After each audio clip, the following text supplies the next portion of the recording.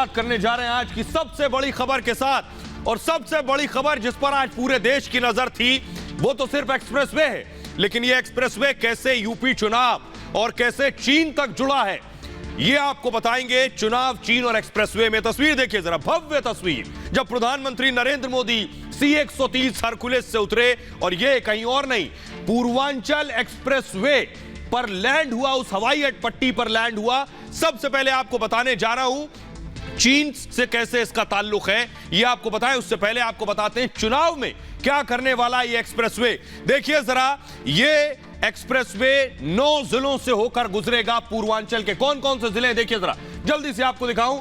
ये 9 जिले आपकी टेलीविजन स्क्रीन पर आ गए। सुल्तानपुर, मऊ, गाजीपुर, आजमगढ़, अंबेडकर नगर, अयोध्या, बाराबंकी, लखनऊ और अमेठी। ये रास्ता है यहां से, यानी लखनऊ से चलकर गाजीपुर आने का ये एक्सप्रेसवे। ये एक्सप्रेसवे क्या योगी आदित्यनाथ को चुनाव जितवाएगा? आइए आपको बताने जा रहा हूं कैसे। क्या योगी आदित्यनाथ के लिए विजय पथ साबित होगा ये एक्सप्रेसवे? देखिए जरा, आपको बताने जा रहा हूं जीत का एक्सप्रेसवे बनेगा क्या ये? क्या एक्सप्रेसवे का रास्ता योगी के विधानसभा 2022 की दूरी नापेगा? देखिए जरा आपके सामने, 9 जिलों को कवर करेगा ये एक्सप्रेसवे, 9 अलग अलग डिस्ट्रिक्ट्स को। एक्सप्रेसवे 26 जिलों पर असर डालेगा। सबसे महत्वपूर्ण यह है कि 26 जिलों पर इंपैक्ट करेगा उत्तर प्रदेश के। जो जीतेगा पूर्वांचल, ये बड़ी चीज, जो पूर्वांचल जीत जाएगा वो उत्तर प्रदेश में सरकार बना लेगा, ये आप कह सकते हैं। कैसे? क्योंकि देखिए जरा, यहां बहुत दिलचस्प आंकड़े आपकी टेलीविजन स्क्रीन पर है। 2017 के नतीजे में आपके सामने रख रहा हूं। पूर्वांचल में सीटें कितनी है देखिए, ग्राफिक्स के जरिए हम आपको दिखा रहे हैं। कुल सीटें पूर्वांचल में है 156, यानी 156 सीटें हैं पूर्वांचल में। बीजेपी ने कितनी जीती थी देखिए जरा, 106 सीटें 156 में से, यानी 106 बीजेपी के पास, 18 समाजवादी पार्टी के पास, 12 बीएसपी ने जीती थी और कांग्रेस ने 4 सीटें जीती थी। यानी जिसने पूर्वांचल में बाजी मार ली उसने उत्तर प्रदेश में बाजी मार ली। यह पूर्वांचल एक्सप्रेसवे 26 जिलों पर असर डालेगा, तो क्या पूर्वांचल जीत का रास्ता भी तय करेगा? और इसकी हकीकत मैं आपको इसलिए बता रहा हूं क्योंकि ऐसे ही नहीं, समाजवादी पार्टी ने इसका विरोध किया। यह देखिए, समाजवादी साइकिल जो आप देख रहे हैं तस्वीरों में, समाजवादी पार्टी के कार्यकर्ता उद्घाटन से पहले ही साइकिल लेकर चढ़ गए एक्सप्रेसवे पर और बताने लगे कि ये तो उनका बनवाया हुआ है, उनकी प्लानिंग थी, उन्होंने शिलान्यास किया था, उनकी सरकार में दरअसल पूर्वांचल एक्सप्रेसवे बनना था, इससे योगी का कोई लेना देना नहीं। और देखिए किस तरह से प्रतीकात्मक तौर पर इसका उद्घाटन पहले कर दिया। लेकिन आपको बताऊं, अखिलेश यादव इन तस्वीरों को देख रहे हैं और अखिलेश ने ट्वीट किया। अखिलेश यादव ने क्या लिखा आपको बताने जा रहा हूं, देखिए जरा। अखिलेश ने जो ट्वीट किए, अखिलेश यादव ने लिखा, फीता आया लखनऊ से और नई दिल्ली से आई कैंची।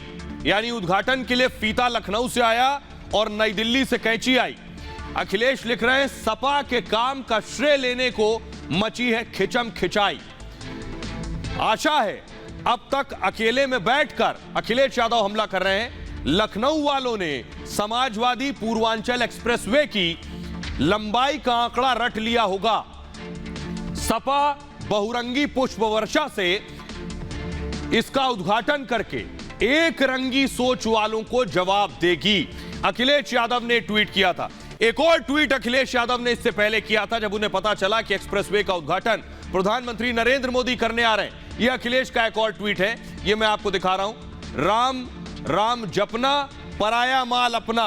अखिलेश कहना चाह रहे हैं कि दरअसल पूर्वांचल एक्सप्रेसवे बनाना तो समाजवादी पार्टी की सरकार की प्लानिंग का हिस्सा था, लेकिन योगी ने बनवा दिया। यानी समाजवादी एक्सप्रेसवे था लेकिन इसका श्रेय योगी ले रहे हैं। यह अखिलेश यादव ने हमला किया है। लेकिन अब सुनिए जरा, सियासी दल इस पर क्या कह रहे हैं और कैसे पहली बार आप देख रहे होंगे एक देश में एक्सप्रेसवे बना, उस एक्सप्रेसवे पर भी सियासत हो रही है। क्रेडिट लेने की होड़ मची है, तेरा एक्सप्रेसवे और मेरा एक्सप्रेसवे। सुनिए जरा। राम राम जपना, पराया वो पूरा मैं नहीं कह सकता हूं, लेकिन आप सब जानते हैं आज तक भी समाजवादी पार्टी के बनाए हुए कामों का ही उद्घाटन हो रहा है। जो योजनाओं का हम लोग लोकार्पण कर रहे हैं, माननीय प्रधानमंत्री, माननीय मुख्यमंत्री आदरणीय योगी जी और या माननीय प्रधानमंत्री कर रहे हैं, तो वो उन योजनाओं को कह रहे हैं हमारी हैं, जिनकी सरकार के दौरान, समाजवादी पार्टी की सरकार के दौरान लोग सड़कों पर निकलना उनका दूभर हो गया था, गुंडे माफियाओं के हवाले हो गया था, अपराधियों के हवाले हो गया था उत्तर प्रदेश।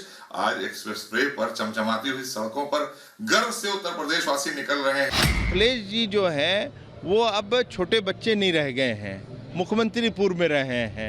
अब उनको एक तो जो कहते हैं ना कहा खिसियानी बिल्ली खंबा नोचे, वो नहीं करना चाहिए, और दूसरे अब छोटे बच्चे नहीं हैं कि वो बात बात पे रोने लगें।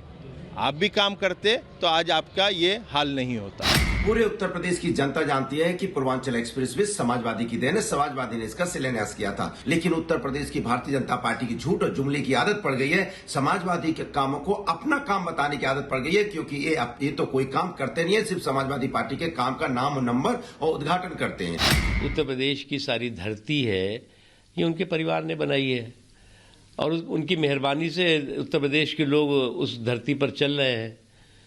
एक ही फैशन हो गया है, केवल उस परिवार का योगदान है। तो मुझे लगता है कि थोड़ा सा इस तरह की गलतफहमियां जो हैं वो कभी कभी जो है वो नुकसानदेह होती हैं। अखिलेश यादव जी जो काम नहीं कर पाए वही काम पूरा किया योगी सरकार ने। तो अगर उन्होंने सपना देखा तो योगी सरकार ने उनका सपना साकार किया, अगर उन्होंने कागज पर बनाया तो योगी सरकार ने पूर्वांचल एक्सप्रेसवे को जमीन पर उतारा। तो ये हो गई एक्सप्रेसवे से चुनाव की बात। अब एक्सप्रेसवे से चीन की बात। एक्सप्रेसवे पर मोदी उतरे, लेकिन पाकिस्तान और चीन क्यों परेशान हो गए ये आपको बताने जा रहे हैं। जिनपिंग और इमरान के पसीने क्यों छूट गए ये आपको बताने जा रहे हैं। उसकी पहली तस्वीर देखिए जरा, एक्सप्रेसवे पर जब ग्लोब मास्टर उतरा। यह तस्वीर मैं आपको दिखा रहा हूं। यह तस्वीर पाकिस्तान और चीन भी देख रहे थे। दूसरी तस्वीर में ये तो आप भव्य ग्लोब मास्टर की तस्वीर दिख रहे हैं। दूसरी देखिए जरा, इसी हवाई पट्टी पर N-32 उतरा। N-32 जब लैंड हुआ, टच डाउन करके उड़ान भरी, तो पूरी दुनिया इस तस्वीर को देख रही थी। एक और तस्वीर मैं आपको दिखाता हूं। सुखोई फाइटर जब इस हवाई पट्टी पर उतरा, जो लगभग 3 किलोमीटर लंबी है, तो पूरा देश देख रहा था। सुखोई की तस्वीरें मैं आपको दिखा रहा हूं। मिराज की तस्वीर मैं आपको दिखाने जा रहा हूं। ये देखिए, मिराज फाइटर जेट जिस वक्त उतरा इस हवाई पट्टी पर। यह दिखाने का मकसद सिर्फ यह है कि यह तस्वीरें चीन और पाकिस्तान को भी परेशान कर रही हैं। आइए आपको दिखाने जा रहा हूं। यह बात मैं क्यों कह रहा हूं। सबसे पहले देखिए जरा, हवाई पट्टी जो बनाई गई है वो कहां पर है, दिखाऊं जरा। यह देखिए, सुल्तानपुर देख रहे हैं आप, उत्तर प्रदेश में सुल्तानपुर में यह हवाई पट्टी बनाई गई है। और लंबी कितनी है? 3 किलोमीटर 200 मीटर, लगभग 3200 मीटर लंबी है। 3 किलोमीटर से ज्यादा लंबी यह हवाई पट्टी है जो मैं आपको दिखा रहा हूं। आइए मैं आपको बताने जा रहा हूं कि आखिर यह हवाई पट्टी क्यों खास है। फुल स्क्रीन देखिए, आपकी टेलीविजन स्क्रीन पर है। क्यों खास है ये जो आप देख रहे हैं, देखिए जरा, हवाई पट्टी 3.2 किलोमीटर लंबी है। और आइए अब आपको बताता हूं इसकी खासियत क्या है और इसके बनने से क्या फायदा होने जा रहा है। देखिए जरा, इस हवाई पट्टी की खासियत मैं आपको बताने जा रहा हूं। हवाई पट्टी तो बन गई, आपने देख लिया, प्रधानमंत्री नरेंद्र मोदी को लड़ाकू विमान भी उड़ते देख लिए। लेकिन जरा देखिए अब इस हवाई पट्टी से कैसे आपको फायदा मिलेगा और क्या फायदा मिलेगा। यह आपके सामने हवाई पट्टी आपको नजर आ रही है।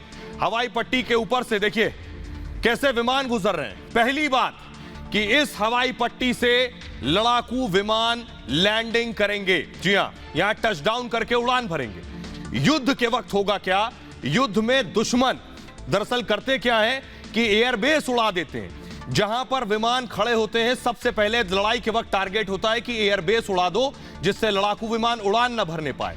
उस सिचुएशन में क्या होता है, इमरजेंसी में हवाई पट्टी मिलिट्री एयरबेस बन जाएगी। यही पट्टी जो पूर्वांचल एक्सप्रेसवे की है, यह मिलिट्री एयरबेस की तरह काम करेगी। हाईवे स्ट्रिप में, हाईवे ये जो स्ट्रिप है हवाई पट्टी, ये 2 से 3.5 किलोमीटर लंबी हो सकती है, अमूमन इतनी लंबी होती है। हवाई पट्टी का जो बेस है ये ठोस, ये अब दूसरी बड़ी परेशानी देखिए क्या होता है, ये सामान्य सड़क नहीं है। इसका जो बेस है, ये जो पट्टी बनी है, ये ठोस कंक्रीट से तैयार की जाती है, क्योंकि इस पर बहुत भारी भरकम लड़ाकू विमान उतरते हैं। 1971 की मैं अगर आपको बात बताऊं, 1971 के युद्ध में पाकिस्तान ने क्या किया था, एयरबेस पर हमले किए थे और एयरबेस पाकिस्तान ने उड़ा दिए थे। राजस्थान और पंजाब के एयरबेस पर हमले किए गए थे। तब यह इल्म आया कि एयरबेस उड़ा दिए गए, तो ऐसे में दूसरा विकल्प क्या हो, तो हम अपने हाईवे को ही हवाई पट्टी बना लें। राजस्थान और पंजाब के एयरबेस पर ये हमले किए थे उस वक्त पाकिस्तान ने। इसे मूव करेंगे जल्दी से। पाक ने 12 एयरबेस पर 180 से ज्यादा बम गिरा दिए थे। सोचिए जरा, कई एयरक्राफ्ट को नुकसान हुआ था और रनवे दुरुस्त करना पड़ा था। उस वक्त स्थिति यह थी। एक्सप्रेसवे वैकल्पिक एयरवेज की तरह काम करते हैं और भारत 13 जगहों पर, जी हां, एक जगह नहीं, 13 जगहों पर इस तरह के एक्सप्रेसवे पर हवाई पट्टी बना रहा है। यही चीन के लिए सबसे बड़ी परेशानी की वजह है कि अब 13 जगहों पर यह एक्सप्रेसवे की हवाई पट्टी तैयार होगी। आइए मैं आपको दिखाने जा रहा हूं पाकिस्तान और चीन की दूरी। जरा देखिए, ये एयरबेस से जहां ये हवाई पट्टी सुल्तानपुर में बनी उससे दूरी देखिए जरा। ये मैं आपको दिखा रहा हूं दूरी लगभग चीन से। फुल स्क्रीन जरा मैं दिखाऊंगा इस तस्वीर को।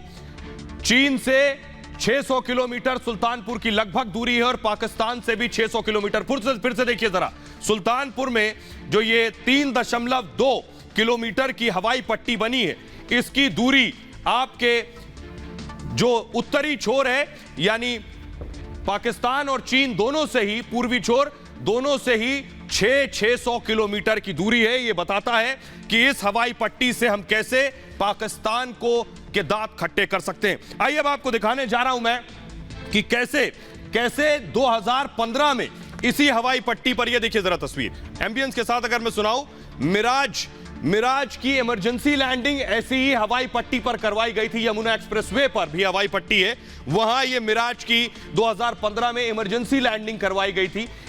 आप समझ सकते हैं इसकी किस स्थिति में जरूरत आन पड़ सकती है और कैसे हम इस हवाई पट्टी का इस्तेमाल कर सकते हैं। अब जरा देखिए, प्रधानमंत्री नरेंद्र मोदी ने इशारों में विरोधियों पर कैसे हमला किया, सुनिए जरा।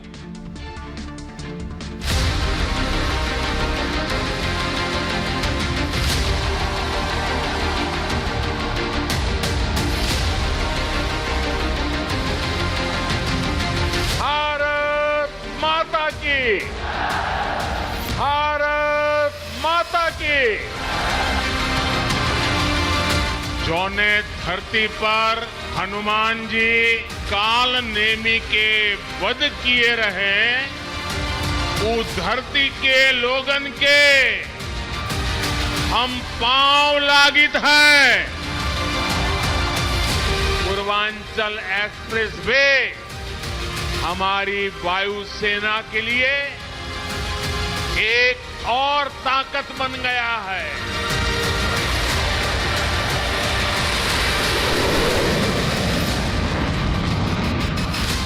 आज चीन को नींद नहीं आएगी। आज कांप रहा होगा पाकिस्तान।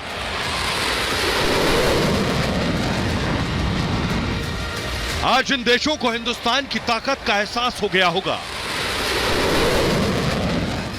क्योंकि आज भारत ने अपनी ताकत का एहसास करा दिया।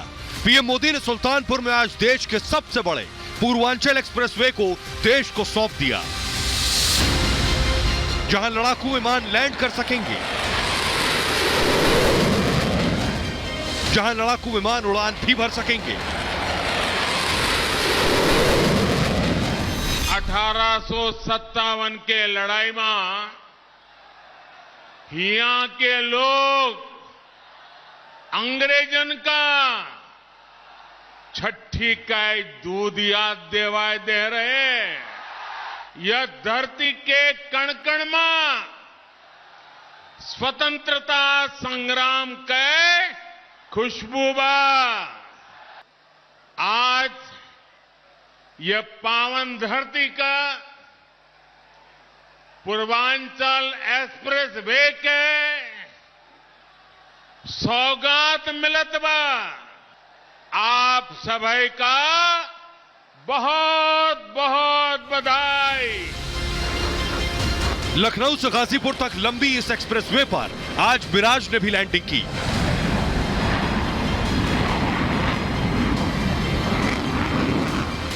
देश के रणबांकुरों को लेकर पहुंचा N-32।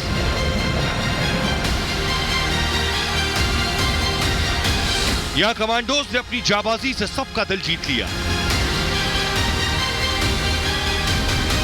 देश के सबसे बड़े एक्सप्रेसवे पर सुखोई ने भी करतब दिखाए।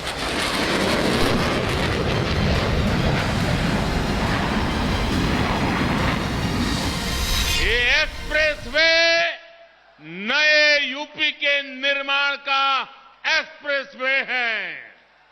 ये एक्सप्रेसवे यूपी की मजबूत होती अर्थव्यवस्था का एक्सप्रेसवे है। ये यूपी की शान है, ये यूपी का कमाल है।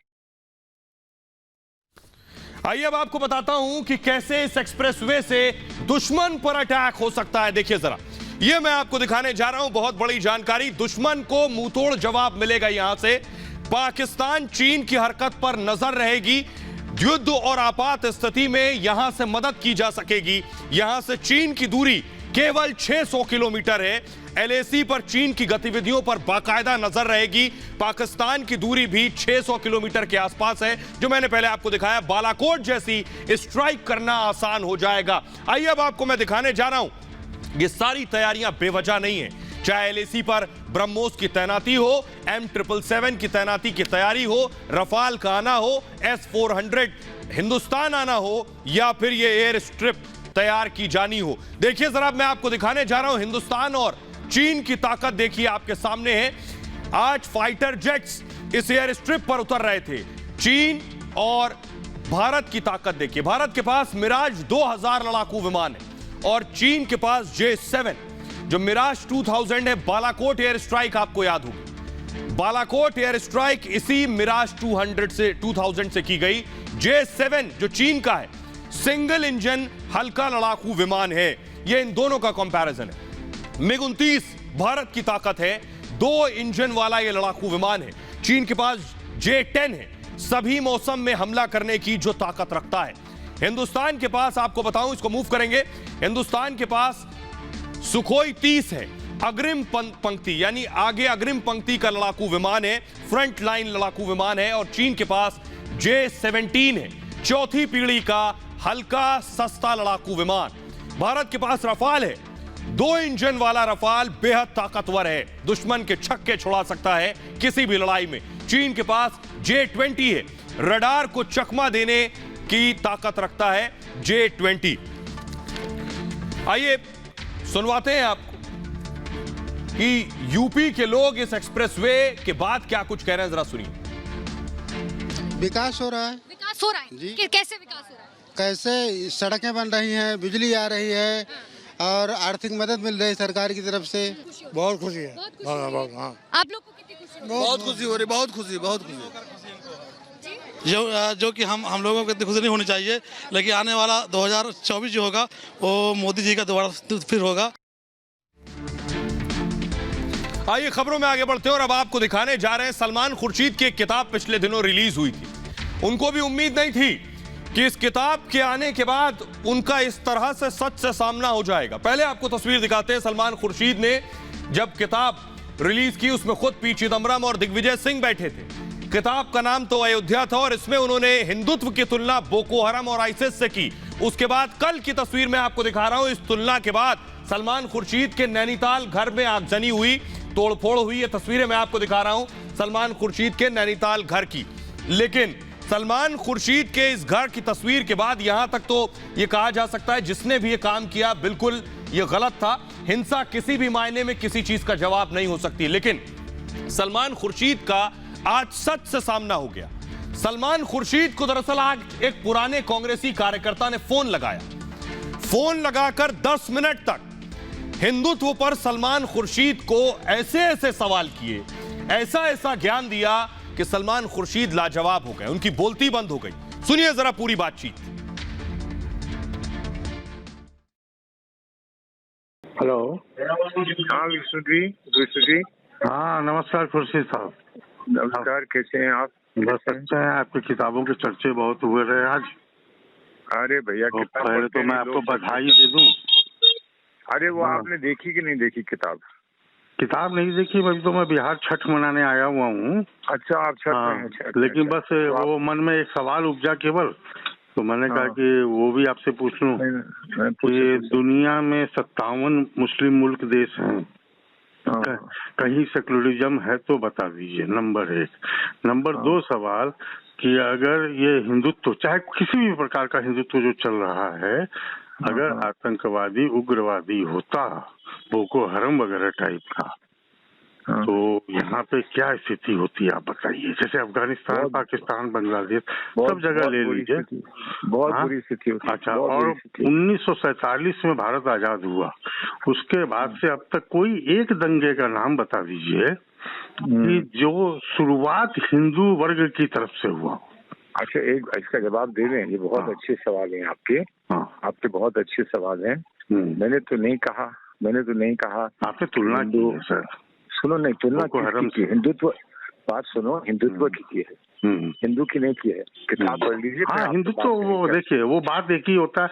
मैं ये कह दिया कि सलमान खुर्शीद साहब बहुत अच्छे व्यक्ति हैं, हाँ, लेकिन क्या है कि वो सुबह जो काम करते हैं, दोपहर को जो काम करते हैं, वो बड़ा खराब करते हैं।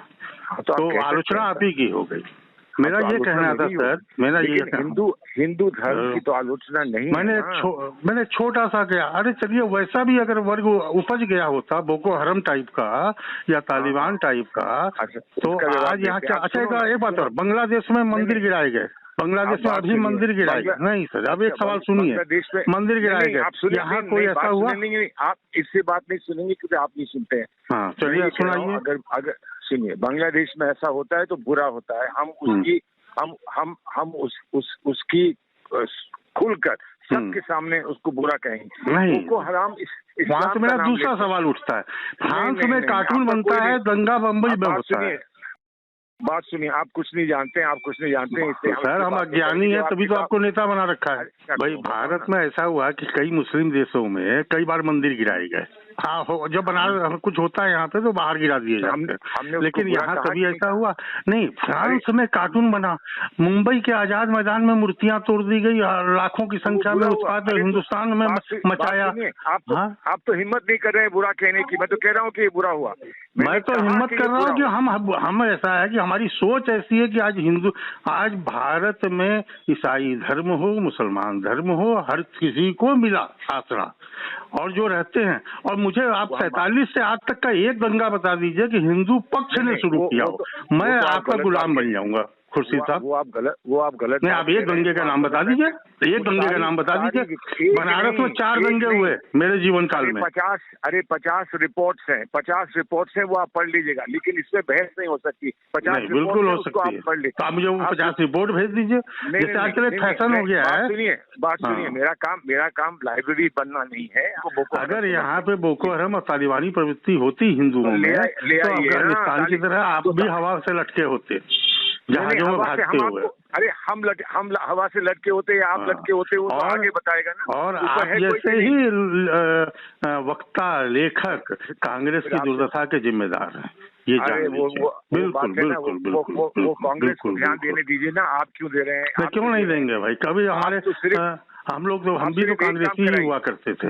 आप सिर्फ एक काम करें, कांग्रेसी होंगे, लेकिन वही तो बड़ा है। हुआ करते थे सब। बात सुनिए, प्रदूषण आ जाता है। प्रदूषण को नहीं कोई रोकता है। आप गांधी परिवार को प्रदूषण मत बोलिए प्लीज। गांधी परिवार को प्रदूषण नहीं बोलिए। आपको बोल रहा हूँ, अच्छा, हम प्रदूषण है। ठीक।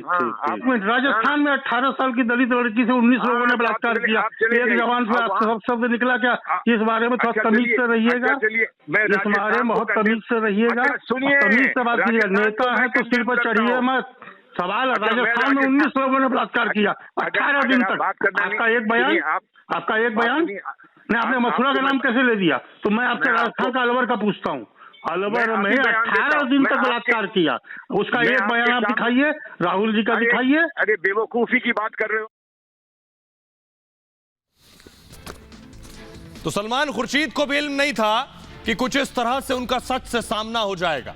जो कुछ लिखना था किताब में लिख लिया, लेकिन जब एक शख्स ने फोन करके सवाल पूछे तो सलमान के पास भी जवाब नहीं थे। बहरहाल, खबरों में आगे बढ़ते हैं। आज की एक और बड़ी खबर है कि 3 घंटे 25 मिनट की हुई यह महामुलाकात। जी हां, तस्वीरें मैं दिखा रहा हूं, देखिए जरा। जो बाइडेन और जिनपिंग की यह मुलाकात देखिए। एक तरफ जो बाइडेन, दूसरी तरफ शी जिनपिंग बैठे। पूरी दुनिया की नजरें थी कि आखिर 2 महारथी मिलेंगे तो क्या बातचीत करेंगे। ये 2 महारथी मिले तो क्या बातचीत हुई, आइए आपको ये दिखाने जा रहे हैं। देखिए जरा, देखिए कि आखिर दोनों के बीच क्या बातचीत हुई, दोनों ने क्या एक दूसरे से कहा, ये ग्राफिक्स के जरिए आपको बताने जा रहे हैं। ये आपको नजर आ रहे हैं जो बाइडेन एक तरफ खड़े हैं और मेरे आगे आपको नजर आ रहे हैं शी जिनपिंग। 3 घंटे 25 मिनट की मुलाकात थी। सोचिए जरा, लगभग 3.5 घंटे दोनों मिले। वर्चुअल बैठक हुई, वीडियो कॉन्फ्रेंसिंग के जरिए। एक तरफ जो बाइडेन थे, दूसरी तरफ शी जिनपिंग। पहली चीज, बाइडेन ने उइगर मुसलमानों पर शी जिनपिंग से सवाल किए। तिब्बत के मसले पर बातचीत हुई, तिब्बत पर सवाल किए। हांगकांग मानवाधिकार पर चर्चा की जो बाइडेन ने शी जिनपिंग से, और दक्षिण चीन सागर यानी साउथ चाइना सी पर बातचीत हुई। ताइवान पर भी दोनों देश आमने सामने हुए। हालात ये हो गए कि टकराव ना हो, इसके लिए एक सिस्टम तैयार किया जाए। देखिए जरा शी जिनपिंग ने क्या कहा।